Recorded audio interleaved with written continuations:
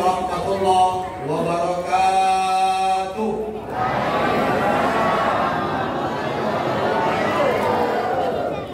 Bismillah, walhamdulillah, wassalatu wassalamu ala rasulillah. Amma ba'du. Yang saya hormati Bapak Syekh, Bapak Penghulu, Bapak perwakilan dari PTTN 5, begitu juga yang kita muliakan Bapak Haji Pengurus Masjid beserta dengan imam, muadzin, khotibnya, begitu juga bapak-bapak, ibu-ibu sekalian. Ini ada abang dari Pemuda Pancasila. Memang anak Pemuda Pancasila ya bang? Oke. Begitu juga yang saya hormati, siapa lagi tadi? Oh Papua, yang mana Papua? Oh ya, yang saya hormati Papua. Udah berapa orang dinikahkan Papua? Baru 2, alhamdulillah. Papua rencana punya 2 ya. Bapak Ibu jamaah rahimakumullah sekalian, mudah-mudahan walaupun tak disebut gelar, tak disebut nama, insya Allah semua kita adalah hamba-hamba yang dimuliakan oleh Allah Subhanahu Wa Taala. Amin ya rabbal alamin. Sarannya sederhana saja Bapak Ibu, kita semua yang hadir di masjid ini adalah orang-orang yang dimuliakan oleh Allah. Landasannya dari mana? Saya baca di dalam kitab Riyadhus Shalihin, ditulis oleh Al-Imam Mahyuddin Abi Zakaria Yahya bin Syaraf An-Nawawi Ad-Damsyiki Asy-Syafi'i. Tebal kitabnya 704 halaman, penulisnya meninggal tahun 667 Hijriah, halaman 428, baris kedua dari bawah, dari sahabat Nabi Abu Sa'id Al-Khudri, meninggal tahun 73 Hijriah. Kata Nabi kita, idza ra'aitumur rajul ya'tadul masajid fashhadu lahu bil iman. Kalau kalian saksikan ada orang yang masih terpanggil hatinya ke masjid ini. Saya ulang, kalau ada orang yang hatinya masih terpanggil datang ke masjid, maka fashhadu lahu bil iman, saksikanlah bahwa orang itu adalah orang beriman. Dan ingat Bapak Ibu, manusia yang paling mulia bukan bupatinya, bukan gubernurnya, bukan ustadznya, bukan manajernya, bukan pimpinannya, tapi manusia yang paling mulia adalah manusia yang punya iman dalam hati. Setuju? Supaya paham, saya kasih pendekatan. Bapak Ibu pernah dengar Fir'aun? Ibu-ibu pernah dengar Fir'aun? Ibu-ibu pernah dengar Fir'aun? Ya jangan nengok saya bukan Fir'aun. Karena ibu-ibu yang dimuliakan Allah, Fir'aun kalau bicara masalah kaya Pak, atau jabatan, gak ada yang paling hebat jabatannya kecuali yang pernah dimiliki oleh Fir'aun. Fir'aun itu Bapak Ibu, ketika dia lewat di atas sungai Nil, dalam riwayat disebutkan, kata Fir'aun, Nil diam, maka sungai Nil airnya diam. Bapak Ibu kalau merasa hebat, besok lewat dari sungai Siak naik kapal, kemudian sungainya bergelombang, bilang sama sungai Siak, sungai Siak dia wang. Kata sungai Siak, banyak situ wang, dia bergelambang katanya. Itu beda kita dengan Fir'aun. Fir'aun Bapak Ibu, air yang begitu kencang bisa dia suruh diam. Kalau dari kekuasaan, gak ada yang lebih hebat dari kekuasaannya Fir'aun. Ini beda story nih. Bagian operator mic, operator mic. Bapak Ibu jamaah rahimakumullah. Jadi kalau melihat sejarahnya Fir'aun, bukan tidak hebat jabatannya, bukan tidak berpengaruh Fir'aun, sangat berpengaruh Bapak Ibu. Siapapun orang, tidak ada yang berani melawan Fir'aun. Tapi apa yang menjadikan Fir'aun hina sampai hari ini, bahkan jadi pelajaran untuk kita, Bapak Ibu mau tidak mau adalah karena Fir'aun gak ada iman dalam hati. Kapankah Fir'aun beriman? Ketika Ad-Darokal Gharaq, saat air sudah mulai menenggelamkan Fir'aun, barulah Fir'aun teriak, amantu bi Rabbi Musa wa Harun, saya beriman Musa dan Harun. Tapi apa yang terjadi? Disumbat.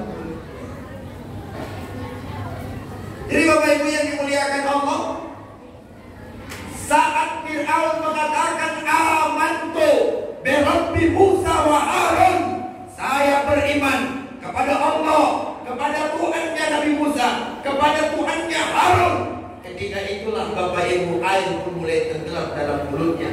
Malaikat Israel pun pala nengoknya, dicekik sama malaikat Israel. Apanya dicekik? Lehernya? Enggak. Fir'aun itu punya jenggot, ditarik jenggotnya, ditenggelamkan. Makanya banyak ibu sekarang kalau pala nengok suaminya, nggak suka nengok suaminya, ditariknya jenggotnya. Beruntung lawan bapak yang nggak punya jenggot. Nggak ada. Makanya tempat siksa ini termasuk makhluk yang selamat dari bininya. Ya. Kalau yang itu mana lebih bagus? Cek 1 2. Lebih bagus ini. Betul ya Bu ya? Sesuai pula ya. Bapak Ibu jamaah rahimakumullah, saya ingatkan kembali, nggak ada artinya jadi orang kaya kalau nggak beriman. Nggak ada artinya jadi pejabat kalau nggak beriman. Nggak ada jadinya jadi pengusaha kalau nggak beriman. Ya orang kaya yang nggak beriman siapa? Korun Bapak Ibu bukan nggak orang kaya. Apa yang kurang dari korun? Nggak ada. Kunci untuk gudang emasnya saja, yang bawahnya itu harus 3 kuda Pak. Berarti kalau dibayangkan kuncinya berat berapa? Dan terbuat dari emas. Rumahnya semua terbuat dari emas. Tapi apa yang menjadikan korun tidak mulia di dunia dan celaka di akhirat? Karena nggak ada iman di dalam hatinya. Makanya ibu di sini walaupun jelek-jelek Bu, asalkan beriman Bu, insya Allah masuk surga. Jangan amin-amin aja. Dengar dulu Bu, walaupun ibu jelek-jelek, yang penting ada iman, insya Allah masuk surga. Sekarang saya mau tanya ibu, menurut ibu saya jelek atau ganteng? Ibu dendam pasti sama saya. Bu, jadi walaupun kita ganteng, tapi kalau nggak beriman nggak ada gunanya. Walaupun kita cantik, kalau nggak beriman nggak ada gunanya. Bapak Ibu yang dimuliakan Allah, makanya yang paling penting dia dalam hidup kita ini adalah iman. Makanya kita berkumpul di masjid, bertemu di masjid, ya, sholat di masjid. Tujuannya adalah ingin mempertahankan iman yang ada dalam hati kita. Ada nggak orang beriman tapi imannya hilang? Ada. Siapa mereka? Pertama, odzana, orang yang suka berzina. Itu imannya hilang. Ini bapak-bapak yang sering dulu jajan. Oh Pak, Mas, sering jajan, ya, tahu jajan? Ini bapak-bapak yang sering dulu waktu mudanya jajan, mohon maaf Pak, iman kita dulu hilang, sekarang kembali. Lalu siapa lagi? Orang yang sering mencuri. Ini kalau ada yang hadir di sering nyuri sawitnya PTPN 5, itu hilang imannya. Dia Pak manajer ya? Hati-hati nih, jangan sering nyuri sawit. Lalu siapa lagi? Qad syaribal khamar, orang yang suka minum khamar. Kata Nabi, ketika orang hina yashrab wa huwa mu'min wa huwa mu'min, orang yang suka minum minuman keras, maka ketika dia minum minuman keras, hilang iman di dalam hatinya. Makanya Bapak Ibu, termasuk di akhir zaman kata Nabi, muncullah orang yang asbaha mu'minan, saat pagi masih beriman, tapi ketika sore imannya hilang. Ada orang yang ketika sore beriman, tapi ketika paginya imannya hilang. Alhamdulillah, saya berdoa kepada Allah, mudah-mudahan kita semua yang hadir ini adalah orang-orang yang beriman. Amin ya rabbal alamin. Bapak Ibu, malam hari ini tema kita membangun generasi muda yang Islami. Biar jelas saya bacakan ulang. Memperingati Isra Mi, kutip 2 di atas, Rats.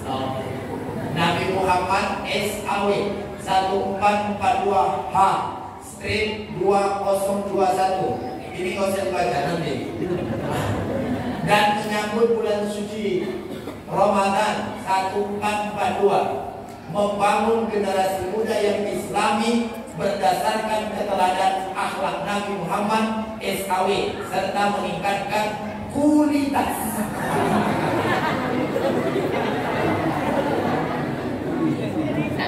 Kualitas. Tadi udah ngobrol di dalam. Yang salah bukan pengurus, yang salah orang sepanduk, pandai aja kelihatan. Ibadah kepada Allah Subhanahu Wa Taala, penceramah yang itu dengan yang ini. Bapak Ibu jamaah rahimakumullah. Jadi tema kita malam hari ini ada dua. Tema kita malam hari ini ada dua. Satu, Isra dan Mi'raj. Betul? Yang kedua menyambut bulan suci Ramadan. Bapak Ibu yang dimuliakan Allah, kita bicara dulu Isra Mi'raj sebentar. Rasulullah SAW ketika melakukan Isra dan Mi'raj, yang paling banyak itu disebutkan penjelasannya. Pertama dalam kitab namanya Tadbirul Mi'raj. Yang kedua di dalam kitab Berjanji. Jadi kalau Bapak Ibu mau membaca Berjanji, jangan sentuh ya, tapi Berjanji. Di dalam Berjanji itu Bapak Ibu ada diceritakan tentang Nabi Muhammad SAW Isra dan Mi'raj. Wa usriya sallallahu alaihi wasallam, Nabi Muhammad SAW Isra dan Mi'raj dari Masjidil Haram ke Aqsa. Itu tadi yang dibacakan oleh anaknya Bang Pak Jul Manurung Anwar Pau. Omar Pau. Saya Bapak Ibu mau cerita dulu Pak, waktu saya masih kuliah di kampus UIN S1, saya kan Bapak Ibu perantau. Jadi saya orang Padang Sidimpuan, orang tua saya dari Jawa Timur. Dari Jawa Timur merantau ke kota Padang Sidimpuan. Dari Padang Sidimpuan saya merantau ke Riau tahun 2010. Setelah tamat dari pesantren 7 tahun, saya merantau ke Riau. Bapak Ibu, karena memang dulu kita berangkat dari kampung halaman, tidak memiliki bekal kecuali ilmu dari pesantren, maka saya kuliah dengan biaya sendiri. Bagaimana cara saya menutupi uang kuliah? Pertama, saya tinggal di masjid. Yang kedua, saya nggak mau jauh-jauh dari masjid, karena tempat yang paling gampang meminta kepada Allah adalah di masjid. Di masjid Bapak Ibu, insya Allah doa gampang dikabulkan. Makanya ibu-ibu, kalau pengen doanya gampang dikabulkan, rajin-rajin ke masjid. Bapak-bapak, kalau pengen berdoa mudah dikabulkan Allah, rajin ke masjid Pak. Contoh, bapak berdoa pengen punya istri 2, rajin ke masjid Pak. Dengar baik-baik Pak, rajin ke masjid. Doa, angkat tangan, ya Allah, aku ingin nambah bojo. Rupanya orang Jawa. Kawannya di samping orang Melayu. Ya Allah, ya Rahman, ya Rahim. Aku laki, nanti kata di kampung cik lain. Datang pula orang Medan. Orang Medan ini lebih ganas dia. Ya Allah, apa nama tambah doa baruku saja naik. Orang Medan juga ya. Orang Medan ini kan agak ganas kalau doa. Makanya kalau orang Medan dikasih mimpi bahaya Pak. Karena itu kejadian Pak. Orang Medan yang doa, wow. Orang Medan ini Bapak Ibu ciri-cirinya apapun kalau udah dikasih sama dia dihantamnya. Makanya itu di Medan pernah kejadian orang Medan berdoa memang kacau. Ya Allah ya Rahman ya Rahim, kantang-kantang nagodang. Amin. Ya Allah. Bapak Ibu kalau saya artikan, dengarin dulu. Kalau saya artikan bahasa kitanya, ya Allah ya Rahman ya Rahim, kentang-kentangnya besar. Oh, jamaahnya nggak ngerti bahasa Arab semuanya. Amin. Bapak Ibu jamaah rahimakumullah, makanya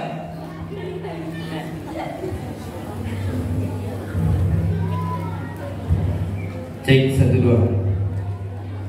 Bapak Ibu jamaah rahimakumullah, jadi ketika Nabi Isra dan Mi'raj itu dari dari masjid ke masjid. Nggak ada tempat lain. Makanya ayatnya minal masjidil haram ke masjidil aqsa. Waktu kuliah Bapak Ibu, saya amalkan sholat duha di Masjid Kampus Al-Munawwarah. Saya berdoa kepada Allah, ya Allah, saya ini anak orang kampung, mak saya nggak sanggup ya Allah membiayai kuliah saya. Ayah saya Allah cuma petani. Hanya kepada Engkau ya Allah saya menyembah, kepada Engkau ya Allah saya memohon pertolongan. Berikan saya kemudahan untuk bisa kuliah. Alhamdulillah Bapak Ibu, saya kuliah tahun 2011, selesai tahun 2014. 3 tahun setengah selesai. Dengan izin Allah. Dari mana saya dapatkan? Saya alhamdulillah gak berani jauh-jauh dari masjid. Makanya banyak anak-anak kita kadang-kadang merantau tinggal di masjid. Kadang-kadang mereka pergi tinggal di masjid karena memang tempat yang paling selamat di masjid. Di masjid ini Bapak Ibu tempat yang paling aman, tempat yang paling nyaman, tempat yang paling sejuk, tempat yang gak terlalu banyak pikiran. Saat kita di sini nggak ada pikiran kita macam-macam. Waktu di sini mikirin yang macam-macam nggak ada. Bicara yang macam-macam tidak ada. Kapan kita banyak pikiran? Saat kita keluar dari masjid. Makanya Bapak Ibu jamaah rahimakumullah, kalau kita lihat amalan para sahabat, bukan karena mereka hebatnya, akan tetapi kuatnya mereka nggak jauh dari masjid. Maka saya pesankan kepada kita semua yang bisa kita ambil dari Isra dan Mi'raj. Kalau ingin hidup mulia di dunia dan di akhirat, maka sering-seringlah ke masjid. Pegang cakap saya ini Bapak Ibu. Pegang cakap saya kalau tidak percaya. 40 hari jangan tinggalkan masjid. 40 hari jangan tinggalkan masjid. Insya Allah Allah berikan kemuliaan kepada Bapak Ibu sekalian. Amalkan. Bulan puasa nanti nih, jangan tinggalkan masjid. Zuhur sholat di masjid, asar sholat di masjid, subuh sholat di masjid, isya sholat di masjid. Insya Allah Allah muliakan kita di dunia, Allah muliakan kita di akhirat. Tapi jangan pula setelah 40 hari tak mau lagi ke masjid. Wah, kenapa gak ke masjid? 40 hari dan tamat dah. Kau belum pernah lagi ke masjid katanya. Bukan itu maksudnya. Yang dimaksud 40 hari itu testimoni orang Bapak Ibu. Kalau sudah 40 hari ke masjid terus, insya Allah hatinya bakalan rindu ke masjid. Kalau nggak percaya makanya dicoba. Sama kayak kita misalnya mau ternak ayam.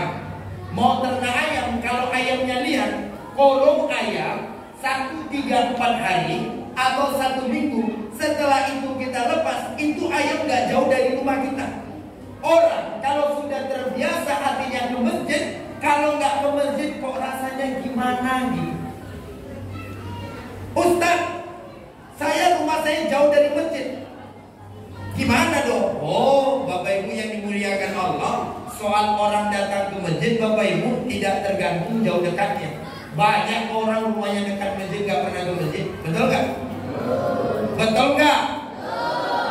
Rumahnya depan masjid, gak ke masjid dia. Hadir pula orangnya malam hari ini. Allah salah mau bilang ya kan? Banyak tuh. Bukan di sini.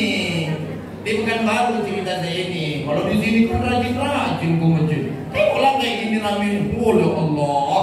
Entahlah cuma ceramahnya habis ini gak ada lagi ya kan? Bapak Ibu jamaah rahimahullah. Enggak, memang ini masalah iman Pak. Para sahabat dulu Bapak Ibu, ada para sahabat dari suku Badui. Suku Badui ini berarti suku yang jauh dari kota Makkah. Orang kampungan lah Bapak Ibu. Mereka biasa tuh sholat ke Masjidil Haram, sholat ke Masjid Nabawi. Jauh mereka berjalan. Bahkan kata Nabi, semakin banyak langkahmu menuju masjid, maka semakin banyak pahala yang engkau dapatkan. Bahkan tak jarang Bapak Ibu, saking mengharapkan pahala yang banyak dari langkah menuju ke masjid, banyak para sahabat datang ke masjid dari jalan ini, baliknya dari jalan sana. Tujuannya apa? Ingin mengharapkan pahala dari Allah Subhanahu wa Ta'ala. Makanya bagus ini kita amalkan. Nanti berangkat dari apa namanya? Balik dari masjid ini, tadi lewat dari jalan sana, baliknya dari jalan sini. Kalau bisa Bapak Ibu keliling. Ini kan simpang kanan nih, ya kan? Keliling terus sampai Kerinci. Habis Kerinci lewat Paredahan, terus jalan tempat sana nanti. Lalu balik lagi ke rumah. Oh, insya Allah Bapak Ibu bukan hanya dapat pahala, akan tetapi insya Allah dapat surga.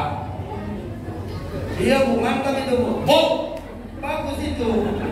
Iya maling Bu. Nggak kadang-kadang Bapak Ibu orang inilah. Saya nyebutin itu bukan candaan, tapi supaya kita mikir. Banyak orang baca ayat dia pahami terus. Baca ayat pahami, baca ayat pahami, baca hadis pahami. Itu yang sekarang ini banyak paham muncul. Ya kan? Saya pernah Bapak Ibu dibilang sama saya begini, Ustaz mau kemana? Ceramah sih. Ceramah apa? Isra Mi'raj. Halo. Oh, mau tampar muncungnya Pak. Lanjut kali muncul ngomong kayak gitu. Masa dibilangnya awam isi Isra Mi'raj haram? Kalau yang misalnya ceramah haram, berarti panitianya lebih haram lagi ya kan? Tapi Bapak Ibu yang dimuliakan Allah, itu karena bacanya cuma satu teks. Artinya dia baca segala sesuatu yang tidak dilakukan Nabi haram. Salah dong. Sholat sunnah wudhu tak pernah dilakukan Nabi, tapi kita lakukan di zaman sekarang, maka haramlah. Sholat tarawih baca dalam hadis Bukhari, baca dalam hadis Muslim, Nabi Muhammad SAW sholat tarawih tidak 1 bulan penuh. Siapa yang pernah bacanya? Tidak ada 1 bulan penuh Nabi sholat tarawih. Tapi kenapa kita 1 bulan penuh? Kenapa? Nabi Bapak Ibu 1 bulan penuh sholat tarawih jadi wajib. Makanya semuanya apa yang datang dari Nabi bisa dia jadi wajib, bisa dia jadi sunnah, bisa dia jadi haram. Contoh, Nabi istrinya berapa? Nabi istrinya berapa? 11. Sudah? Istri Nabi pun nggak tahu berapa. Sekarang saya tanya ibu, kemarin Hatta Halilintar nikah sama siapa? Siapa nak? Aurel. Pintar. Aurel. Kecil-kecil udah kenal Aurel ya kan? Hebat anak-anak zaman sekarang ini. Lagunya pun keren-keren. Aku ting-ting. Aku masih ting-ting. Anak zaman sekarang tahu dia istri Nabi kadang. Sekarang Ustaz mau tanya, anak Nabi berapa? Hah? Berapa nak? Sini, biar dapat hadiah. Coba. Insya Allah hadiahnya 100.000. Yang bayar Pak Sekja bukan saya ya. Aku cuma nanya aja. Anak Nabi berapa? 7 orang. Yakin 7? Boleh disebutkan? Wah.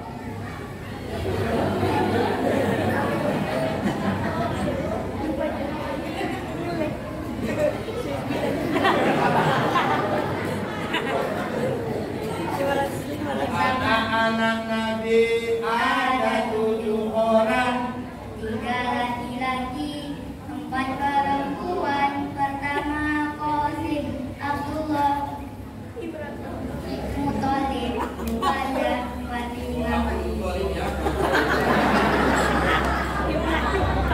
Baik, nggak jadi. Pak Sekja aman 100.000. Tahan dulu kan. Enggak, ini fakta Pak. Makanya sini tadi istri Nabi berapa tadi? 11. Sedang ada riwayat yang menyebutkan 9. Itu hanya untuk Nabi. Potongan kayak kita haram ikutinya Pak. Ya pula gara-gara mau ikut Nabi istri Bapak 11. Dengar Pak. Kalau sunnah cepat. Kok nikah lagi Pak? Sunnah Nabi Ustaz. Sunnah. Enggak, ini Bapak perlu saya ingatkan. Boleh poligami. Di dalam kitab Jaujatul Rasul disebutkan boleh, tapi syaratnya berat Pak. Rupanya Pak, syarat poligami itu kata para ulama, istri yang kedua 2 kali lipat dari istri yang pertama. Jadi kalau sekarang usia ibu 70 tahun, boleh nikah lagi. Cari perempuan yang usianya 140 tahun.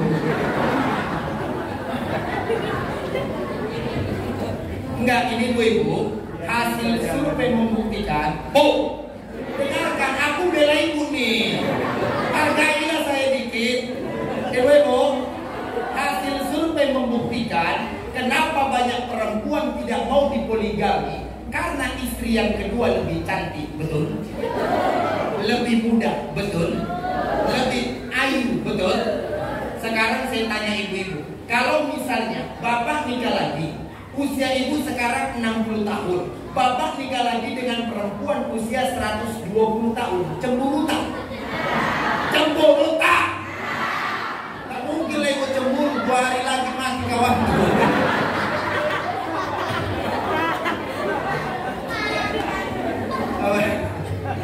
Bapak ibu jamaah rahimahumullah, jadi nggak semua apa yang dari Nabi itu haram. Jelas nggak? Jelas nggak? Bapak ibu jamaah rahimahumullah, maksud saya begitu. Jangan kita bawa pemahaman yang aneh-aneh ke masjid. Ini bapak ibu, kenapa banyak orang nggak mau ke masjid? Pertama, kadang-kadang manajemen masjid kita salah. Banyak orang nggak mau ke masjid bukan gara-gara masjidnya nggak bagus. Ini masjid ini sudah termasuk bagus. Tapi Pak penghulu, banyak orang nggak mau ke masjid gara-gara manajemennya. Yang tukang ajan, aki-aki. Yang komat, aki-aki. Mukul beduk, aki-aki. Yang jadi bilal, aki-aki. Yang jadi imam, aki-aki. Yang nyapu masjid, aki-aki. Yang mati. Bapak ibu jamaah rahimahullah, makanya itu Pak, coba yang azan Pak anak muda, atau kayak Pak, apa tadi lah, siapa tadi? Pak Jul. Kalau kayak Pak Jul kan masih bagus.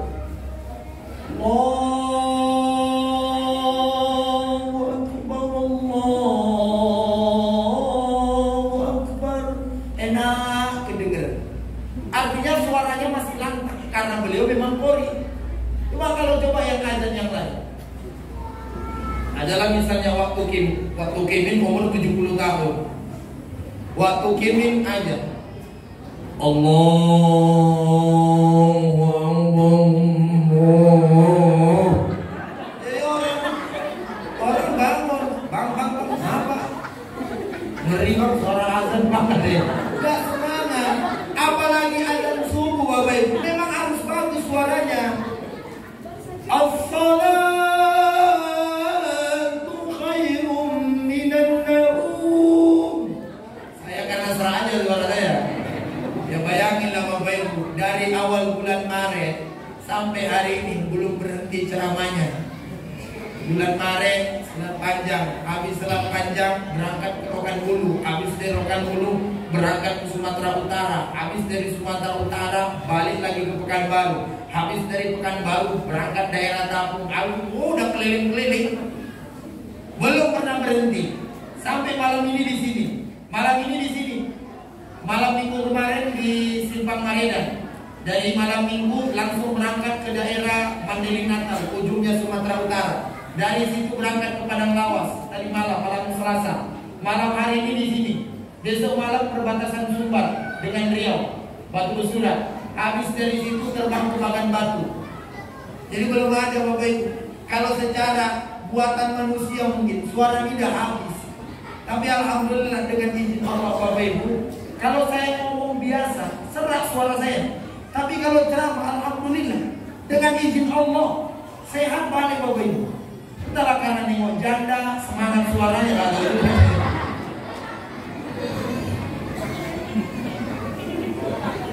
Yang janda senang kali lah hatinya ya. Janda itu dibagi 3. 1 janda bolong. Yang kedua janda kembang. Yang ketiga janda kuncup. Kalau janda bolong itu bunga. Kalau janda kembang usia 25 sampai 35. Kalau ada janda kembang jangan ganggu suami orang, mending nikah lagi. Dengan Bu, bukan enggak? Baik, itu untuk janda kembang. Yang terakhir janda kuncup. janda kuncup ini umur 50 ke atas, jangan menggatal lagi tuh. Tobat.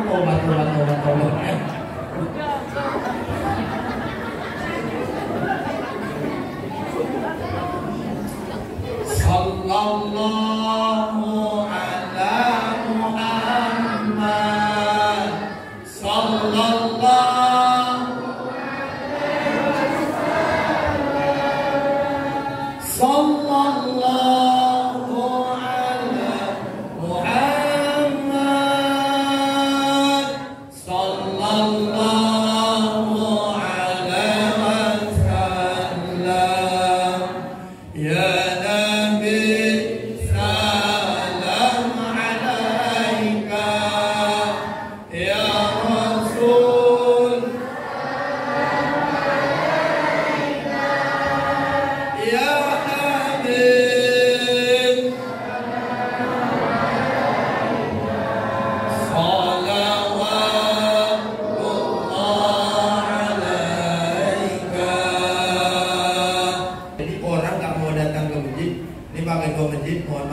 pertama gara-gara manajemen masjidnya.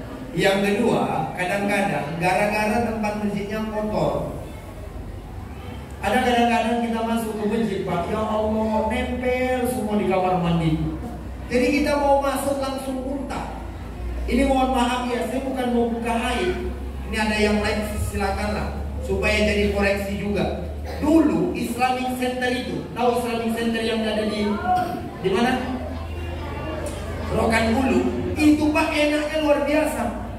Zaman saya Bapak Ibu, sebelum masuk ke Indosiar, saya sering mampir di sana. Asal balik kampung kita istirahat di situ, sholat di situ. Kamar mandinya bersih, masjidnya enak, sejuk, anak-anak menghafal Al-Quran. Kalau nggak percaya, datanglah sekarang ke sana. Masuk kita kamar mandinya, kuning-kuning melayang. Ya. Kalau tak percaya begitu Pak. Makanya saya minta kepada pengurus masjid, khususnya Masjid Nurul Iman nih, tolong kamar mandi diperhatikan. Kalau memang perlu dibongkar, bongkar, kan buat yang bersih, supaya orang merasa nyaman datang ke masjid. Kadang-kadang sebagian pengurus masjid bangga uang kas itu 50 juta, 100 juta, 1 miliar juta. Padahal kamar mandi rusak, mie nggak bagus, imam nggak digaji. Itu mohon maaf Bapak Ibu dan Ibu Bapak pun, kalau ngasih saran jangan di belakang. Ini kadang-kadang tua tuh.